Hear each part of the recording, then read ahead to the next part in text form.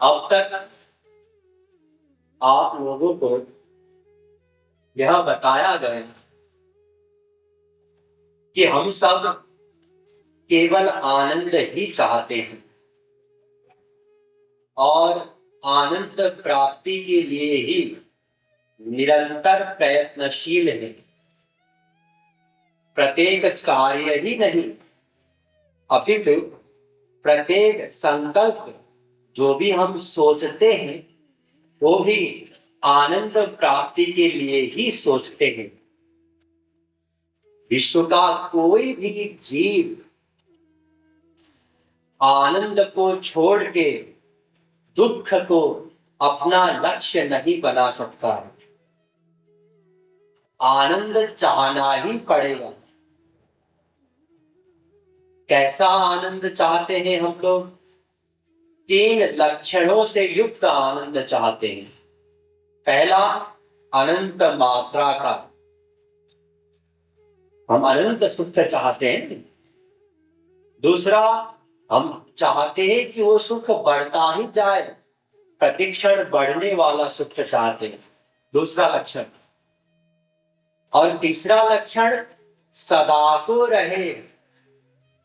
हम चाहते हैं कि आनंद सदा को रहे, कभी खत्म ना हो, कभी ना छीन जाए हमसे। तो ऐसा आनंद कहाँ है? क्योंकि आज तक तो हमको ऐसा सुख नहीं मिला, सीमित सुख मिला। वो सीमित सुख भी घटता ही गया, फिर समाप्त हो गए। अनंत सुख नहीं मिला आज तक।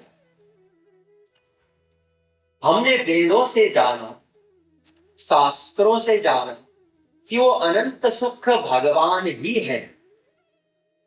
इसीलिए भगवान को प्राप्त करके ही हम सुखी हो सकते हैं। ध्यान दीजिए, भगवान को प्राप्त करके ही। जैसे धनी बनने के लिए धन को प्राप्त करना होगा, ज्ञानी बनने के लिए ज्ञान को प्राप्त करना होगा, उसी प्रकार सुखी होने के लिए सुख यानी भगवान को प्राप्त करना होगा। लेकिन भगवान को पहले से प्राप्त है, हमारे अंदर ही है भगवान, हमारे प्रत्येक रोम में समाये हुए हैं। इसलिए कहीं बाहर से ढूंढ करके या परिश्रम करके प्राप्त करने की जरूरत नहीं है। जानना होगा बस। जान करके ही भगवान मिल जाएंगे। वेदों ने कहा, शास्त्रों ने कहा। लेकिन भगवान को जानना हमारे लिए असंभव सा है। क्यों? क्योंकि भगवान इंद्रिय मन बुद्धि से परे है। जानने के लिए हमारे पास जो साधन है इंद्रिय मन बुद्धि, उसी से भगवान परे है। और भगवान दिव्य है। इंद्रिय मन बुद्धि मायिक है, प्राकृत है। हम प्राकृत इंद्रिय मन बुद्धि द्वारा दिव्य भगवान को नहीं देख सकते हैं, उनको नहीं जान सकते।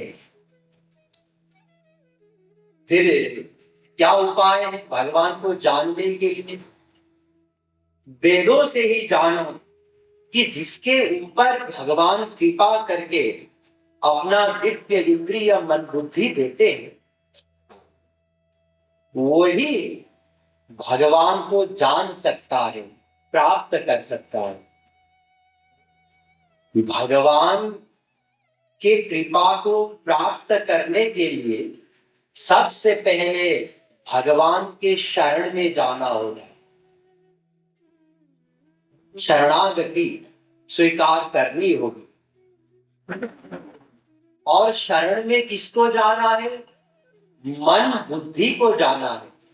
क्योंकि ईश्वरीय जगत में मन को ही कर्ता कहा गया है। इसीलिए मन को जाना है भगवान के शरण में। मन को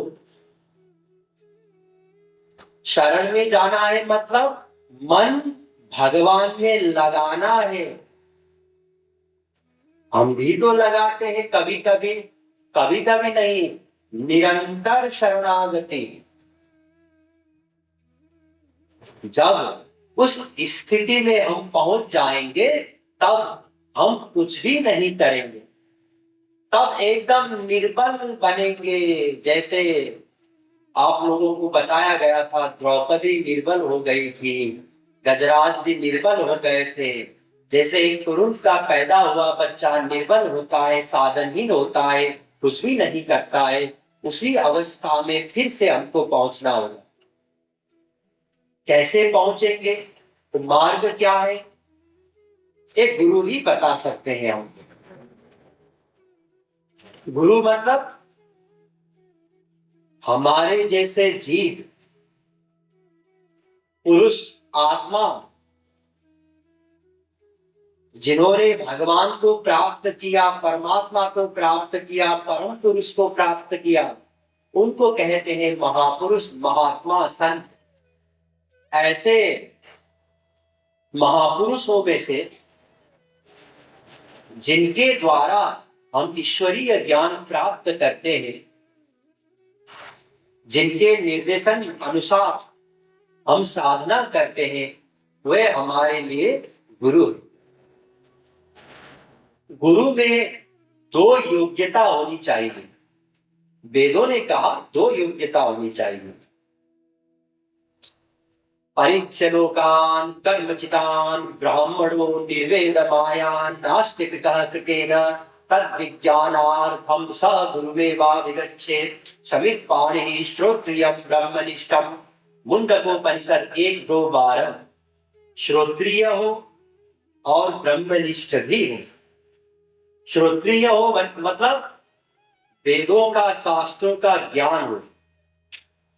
ब्रह्मनिष्ठ हो मतलब स्वयं भगवान को प्राप्त किया हो, वो अनंत आनंद प्राप्त किया हो। अगर उनके पास भी आनंद नहीं है तो हमको कैसे देंगे आनंद?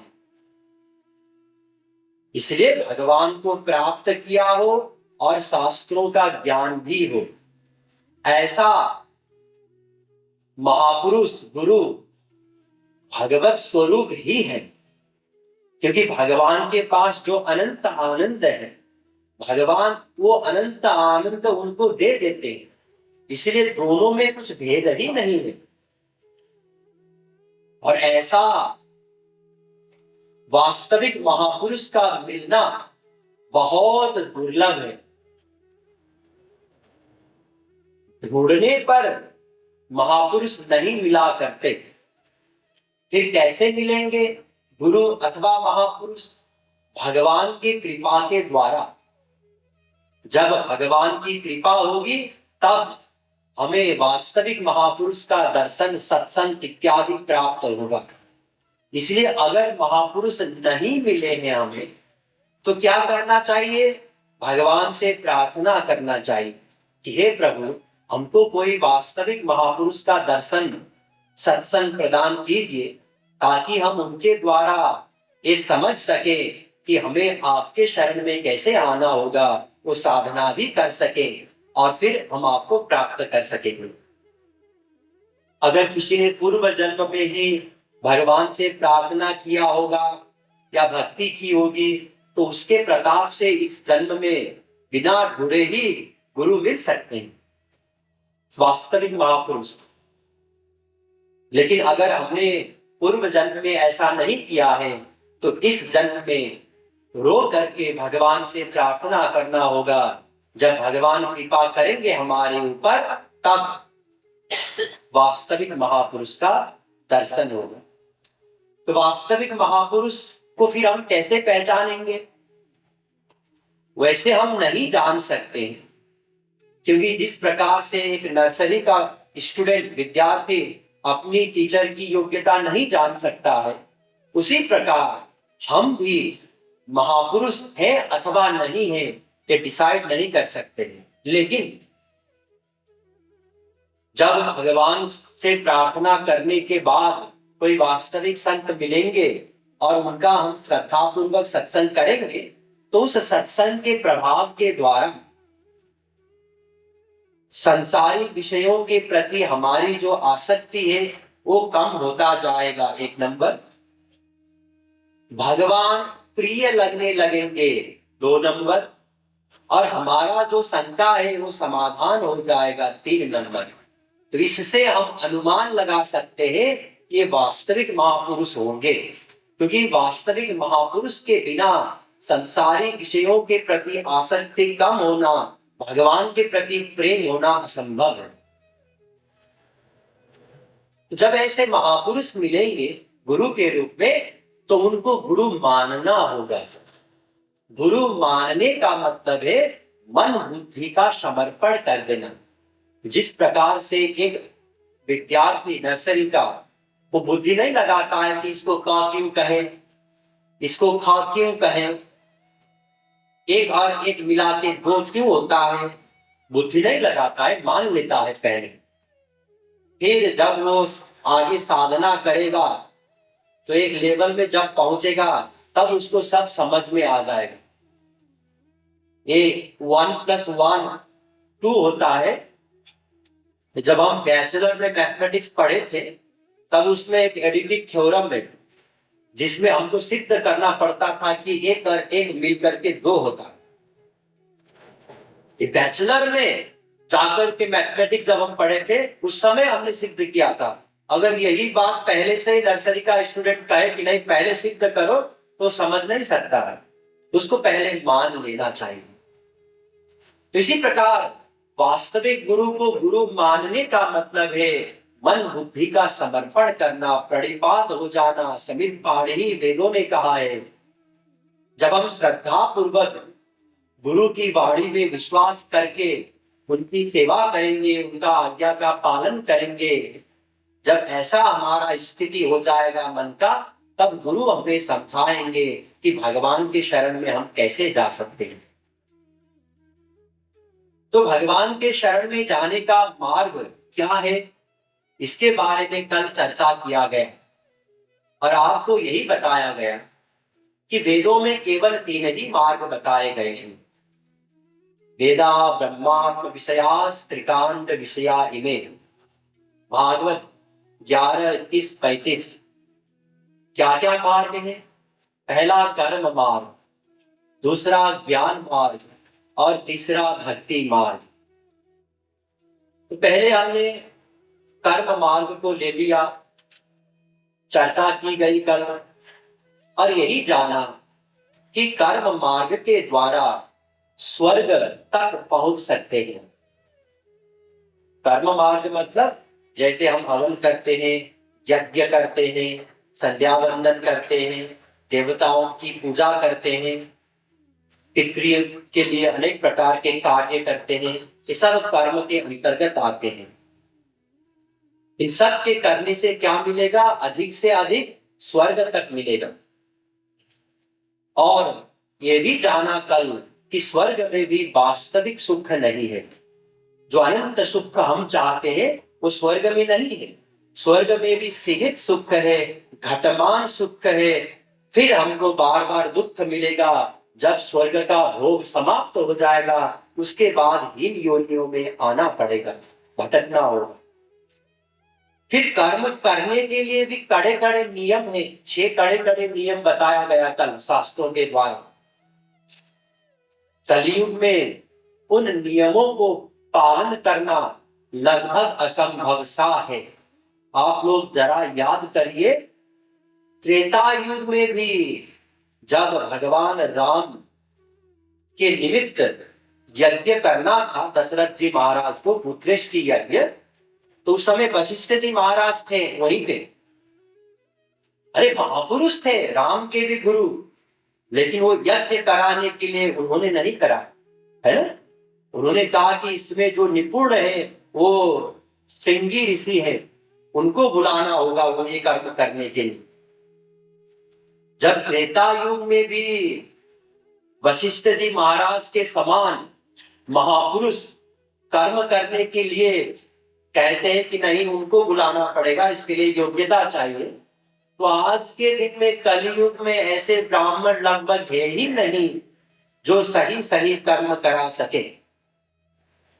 फिर उसमें और नियम भी है, मंत्र सही हो, स्थान सही हो, समय सही हो, द्रव्य सही हो, कर्ता सही हो, तब जाके वो फलीभूत होता है कर्म। और अगर फलीभूत भी होता है तो भी अधिक से अधिक स्वर्ग मिलेगा जहां पे सुख नहीं है, वास्तविक सुख। इसलिए कर्म को हमने त्याग दिया। फिर ज्ञान मार्ग, निर्गुण निर्विशेष ब्रह्म का अनुसंधान जो करते हैं उनको कहते हैं ज्ञानी, और उस मार्ग को कहते हैं ज्ञान मार्ग। जो ब्रह्म है उसका कोई नाम भी नहीं है, रूप भी नहीं है, गुण भी नहीं है, लीला भी नहीं है, तो हम ध्यान कैसे करेंगे? ध्यान करने के लिए कुछ चाहिए ना। प्यार करने के लिए चेहरा हो, हाँ अब प्यार हो सकता है। अच्छा चेहरा नहीं है, गुण, गुण को देख करके भी प्यार किया जा सकता है। वो बहुत अच्छा है, अच्छा गाता है, अच्छा गाती है, भले ही चेहरा ठीक ठाक हो, गुण बढ़िया है, तो गुणों से भी प्रेम हो सकता है, गुण का चिंतन कर सकते हैं। नाम का भी चिंतन किया जा सकता है, कार्य का भी चिंतन किया जा सकता है, लेकिन नाम भी नहीं है, रूप भी नहीं है, गुण भी नहीं है, कोई कार्य भी नहीं है, ऐसा ब्रह्म का चिंतन कर पाना लगभग असंभव है। कलयुग में तो संभव है ही नहीं।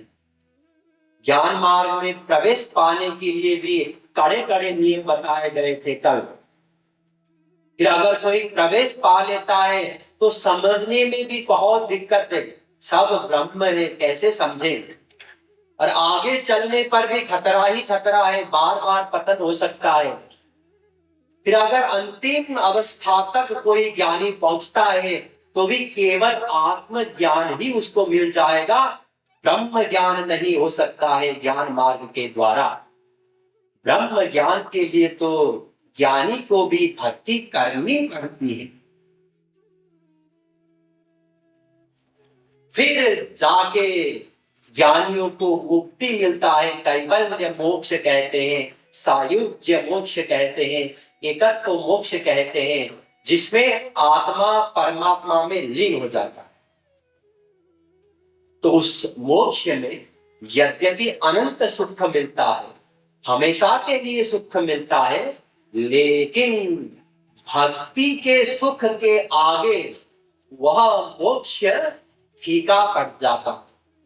इसीलिए इतिहास में भी जिन ज्ञानियों को भक्ति रस का एक झलक, एक लवलेश मिल गया है, वे सब उस ब्रह्म सुख को सहज ही त्याग दिए हैं। इसलिए ज्ञान मार्ग हमारे लिए नहीं है। क्यों? क्योंकि हम अधिकारी ही नहीं। कलयुग में कोई भी ऐसा नहीं है जो ज्ञान मार्ग का अधिकारी हो। फिर तीसरा मार्ग जो ज्ञान मार्ग के ही अंतर्गत है, योग मार्ग, यह भी बहुत कठिन है। योग मार्ग में प्रवेश पाने के लिए भी मन के ऊपर कंट्रोल करना पड़ता है, जो संभव नहीं है। फिर उसमें यम नियम आसन प्रत्याहार, कड़े कड़े नियम है, कड़े कड़े साधन है। अगर कोई पार भी कर लेगा अंतिम अवस्था में जाकर के रिद्धि सिद्धि मिल सकता है योगियों को, जिसके द्वारा ऐसे ऐसे कार्य कर सकते हैं जो हम सोच भी नहीं सकते। लेकिन वे योगी भी माया के अधीन हैं, मुक्त नहीं हुए हैं अभी। जब आखिरी में जाकर के भक्ति करते हैं योगी, तब जाकर के उनको भी मोक्ष मिलेगा। इसीलिए तुलसीदास जी महाराज ने बहुत स्पष्ट शब्दों में कहा, कलियुग योग ना यज्ञ न ज्ञाना, एक आधार राम गुण गाना। कलयुग में कर्म नहीं है, ध्यान दीजिए, योग भी नहीं है, ज्ञान भी नहीं है। ये सब बातें हमने डिटेल में आप लोगों को इसलिए समझा है ताकि जब आप भक्ति करने लगे, फिर कोई आगे कह दे कि अरे चलो वहां पे यज्ञ हो रहा है, हवन करना है, तो याद आ जाएगा, अरे हाँ वो हवन के द्वारा तो एक तो कलयुग में करना ही संभव नहीं है, वो मिस्टेक हो ही जाएगा मंत्र इत्यादि में। अगर करेगा कोई तो भी स्वर्ग मिलेगा, उसमें भी वास्तविक सुख नहीं है, हमको हवन से मतलब नहीं है। ये अगर समझ में आएगा, इसीलिए हमने डिटेल में आपको बताया। वास्तव में जो कल आपको समझाया गया था वो तो एक ही लाइन में समझा सकते थे। हमारे यहाँ पे एक कहावत है नेपाल में, न जाने गांव को बाटो न सुन। मतलब जिस रास्ते से जाना ही नहीं है उसके बारे में पता करके क्या करना है। कर्म के द्वारा, ज्ञान के द्वारा, योग के द्वारा हम अपने लक्ष्य में पहुंच ही नहीं सकते हैं। जो अनंत आनंद हम चाहते हैं वो अनंत आनंद नहीं मिल सकता है, तो उनके बारे में जानकर के क्या करना है। इतना बोलने से भी काम चलता, लेकिन जो कल आपको थोड़ा डिटेल में समझाया गया, इससे अब आप दृढ़ता पूर्वक मनन कर सकते हैं कि कर्म की जरूरत नहीं है, ज्ञान की जरूरत नहीं है, योग की भी जरूरत नहीं है। ध्यान दीजिए, अगर स्वास्थ्य लाभ के लिए कोई कुछ आसन करना चाहे, प्राणायाम करना चाहे, बहुत बढ़िया, लेकिन लक्ष्य प्राप्ति के लिए कोई करना चाहे कि हम योग के द्वारा अनंत सुख प्राप्त करते हैं, तो असंभव। अस्तु, अब चलिए बचा एक ही मार्ग, भक्ति मार्ग। तो पहले इसको सिद्ध करना होगा। तो चलिए वेदों में वेद कहता है, भक्ति रेवैनम नयति, भक्ति रेवैनम पश्यति, भक्ति रेवैनम दर्शयति, भक्ति रेवैनम गमयति, भक्ति बसः पुरुषः, भक्ति रेव भूयसी माठर श्रुति। मतलब भक्ति के द्वारा ही भगवान को जान सकेंगे, भक्ति के द्वारा ही उनका दर्शन प्राप्त होगा, सब भक्ति के द्वारा ही होगा। चतुर्मुखादीनां विना विष्णु भक्त्या कल्पकोटिभिः मोक्षो न विद्यते, कृपां विभूति महानारायण उपनिषद 8:1। यहाँ पे भी वेद स्पष्ट बता रहा है कि भक्ति के द्वारा ही भगवान दिख जाएंगे। तो वेदों से तो हमने जाना, अब भगवान की भी वाणी सुनेंगे। क्यों? क्योंकि वेद के ज्ञाता तो भगवान ही है। भगवान ने गीता में कहा है, वेदश्च सर्वैरहमेव वेद्यो वेदांत कृत वेदविद एव चाहम। गीता 15:15। वेद को प्रकट करने वाला, वेद को जानने वाला और वेदों के द्वारा जानने योग्य भगवान कह रहे हैं मैं ही हूं। तो भगवान के अलावा वेदों को कौन जान सकता है? तो भगवान कहते हैं, न साधयति माम योगो न सांख्यम धर्म उद्धवः न स्वाध्यायस्तपस्त्यागो यथा भक्तिर्ममोर्जिता। भागवत 11:14-20। भक्त्या हमें कयाग्राह्य। भागवत 11:14-21। तो भगवान कह रहे हैं उद्धव जी से कि मुझे योग के द्वारा, सांख्य के द्वारा, ज्ञान के द्वारा, धर्म के द्वारा कोई प्राप्त नहीं कर सकता है, केवल भक्ति के द्वारा ही मुझे प्राप्त किया जा सकता है। धर्म सत्यतयोपेतो विद्या वा तपसान्विता मद भक्त्यापेतमात्मानं न सम्यक् प्रपुनाति कथं विना रोमहर्षं द्रवता चेतसा विना विनानन्दाश्रु कलया शुद्धयन् भक्त्या विनाशय। भागवत 11:14-22, 11:14-23।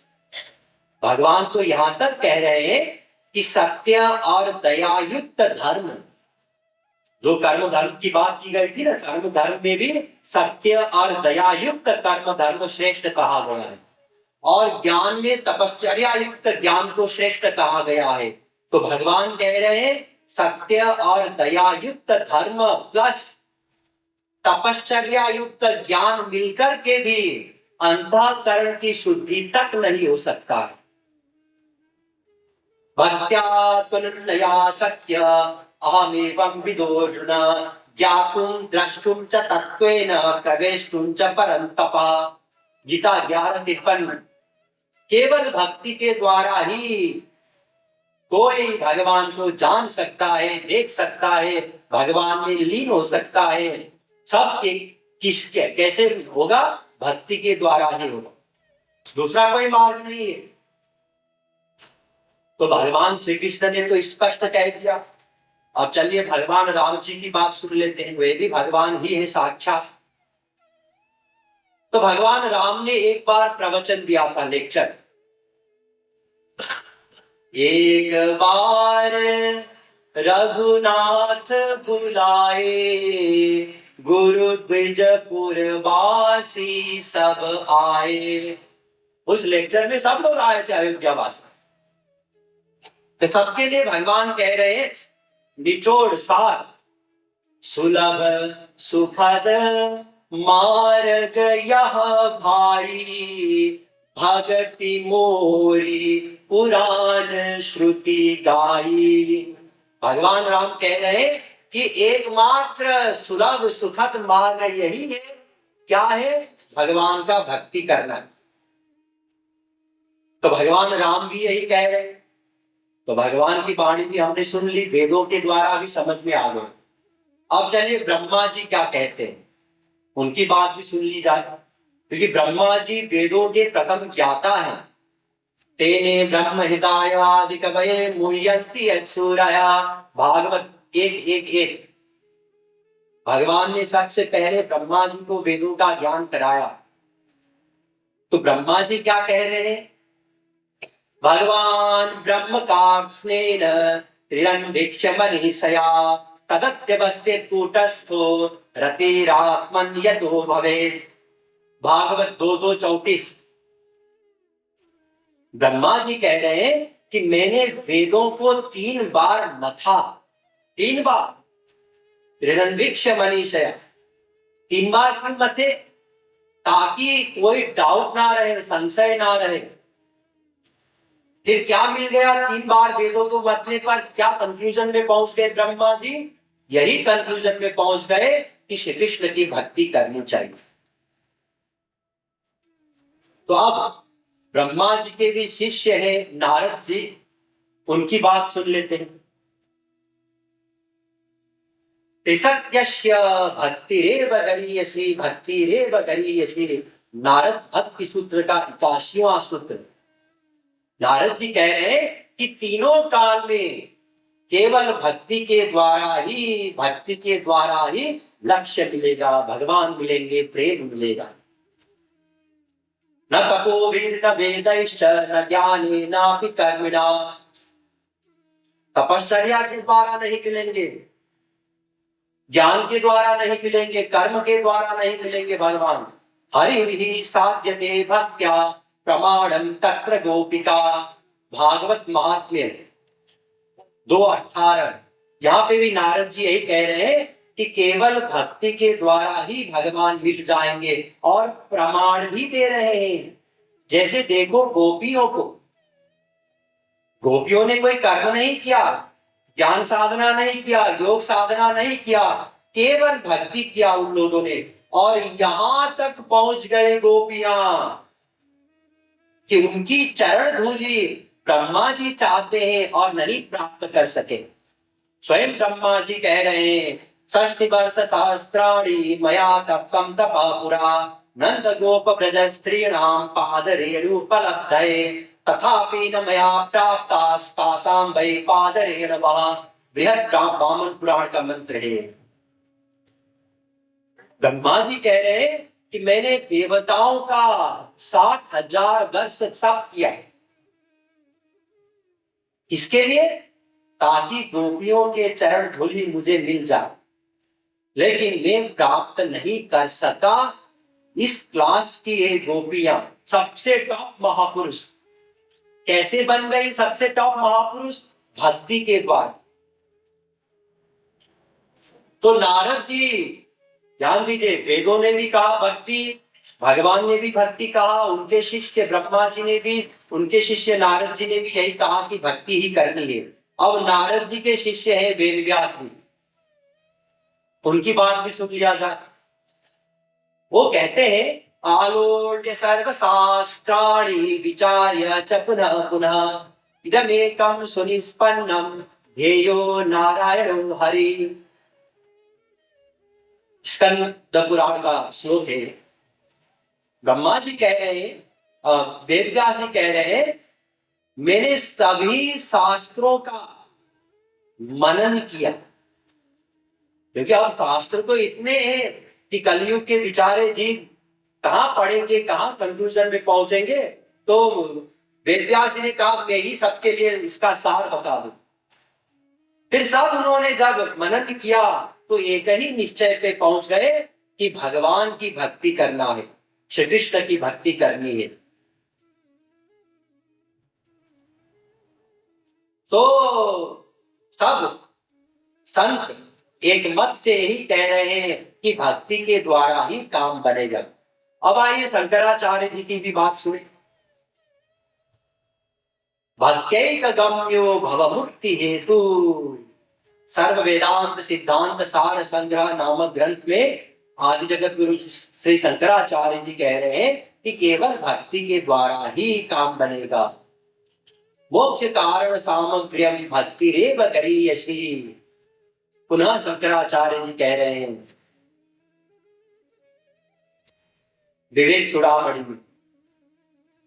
फिर यहां तक कह दिया शंकराचार्य जी ने, शुद्धयति हीनांतरात्मा कृष्ण पदाम भोज भक्ति मृते। प्रबोध सुधाकर नामक ग्रंथ में कहा कि श्री कृष्ण भक्ति के बिना अंतःकरण की शुद्धि भी नहीं हो सकती। तो तुलसीदास जी महाराज तो स्पष्ट बता चुके हैं, बारी मथे बरु होई घृत सिकताते बरु तेल बिनु हरि भजन न भव तरिय यह सिद्धांत अपेल। तो वेदों ने भी, भगवान ने भी और सभी संतों ने एक मत से यही कहा कि भक्ति ही करना है, केवल भक्ति के द्वारा ही कल्याण हो सकता है। स्थित